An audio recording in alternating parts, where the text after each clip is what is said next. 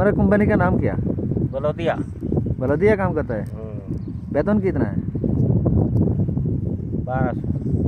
1200 salary है? 1200 रुपये ना 1200 रियाल। रियाल। कितना घंटा काम करता है? 8 घंटा। 8 घंटा में तेरे को 1200 देता है? हैं? अच्छा है। तेरे पहले नहीं बोला? कितना खर्चा करके आया? 140। 140? 1,40,000। 1,40,000। 1,40,000 से नेपाल से आ गया। टिकट विकेट सब इसका अंदर है हैं? देखें भाई, नेपाली एक लोग सऊदी आरब আসছে মাত্র 1,40,000 খরচ করে, আর বাংলাদেশের প্রত্যেকটা লোক আসে 5 লাখ 6 লাখ 5 লাখ 6 লাখ 4 লাখ 5 লাখ 6 লাখ টাকা খরচ করে। বেতন নেপালি 1200 রিয়াল বেতন পায় আর বাঙালিরা 800 রিয়াল বেতন পায়। 800 রিয়াল বেতনে বাঙালিরা 5 লাখ 6 লাখ খরচ করিয়ে।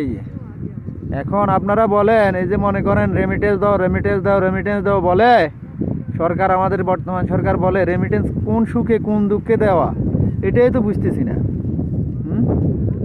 এ ভাই, এই যে বলদিয়া কোম্পানিতে কাজ করে, এই যে ওনার শার্টের মধ্যে বলদিয়ার স্টিকার দেওয়া আছে। উনি 1200 টাকা বেতন পায়, 1,40,000 রুপি খরচ করে এসছে। বাংলা টাকা হিসাব করলে 1,20,000 টাকা খরচ করে এসছে।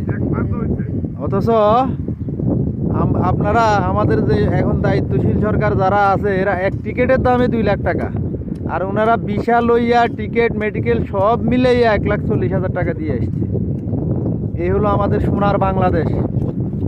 এই জন্য আমি বলবো, যারা আমার এই ভিডিও দেখবেন তাদেরকে আমি বলবো, আপনারা রেমিটেন্স শাটডাউনে আসেন, রেমিটেন্স বন্ধ করে দেন।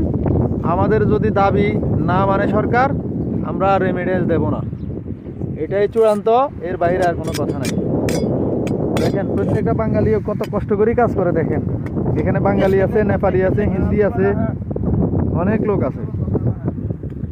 আমি অনুরোধ করব আপনাদেরকে, আমাদের যে দাবি রেমিটেন্স পেনশনের দাবি, আমাদের এই রেমিটেন্স কার্ডের দাবি, এগুলি পূরণ না করলে এবং বাংলাদেশের যে বাংলাদেশ বিমানের টিকিটের দাম না কমালে, তারপরে আমরা রেমিটেন্স দেওয়া বন্ধ করে দিলাম। আমরা রেমিটেন্স দেব না। প্রয়োজন অনুযায়ী বাড়িতে যদি কিনারি টাকা দেওয়া লাগেও আমরা এটা অন্যভাবে যে কোনোভাবে দেব, তবে রেমিটেন্স হিসেবে আর না পাঠানোই উচিত হবে। যতক্ষণ পর্যন্ত আমাদের দাবি মানবে না, ততক্ষণ পর্যন্ত আমরা রেমিটেন্স দেব না। এটাই ফাইনাল।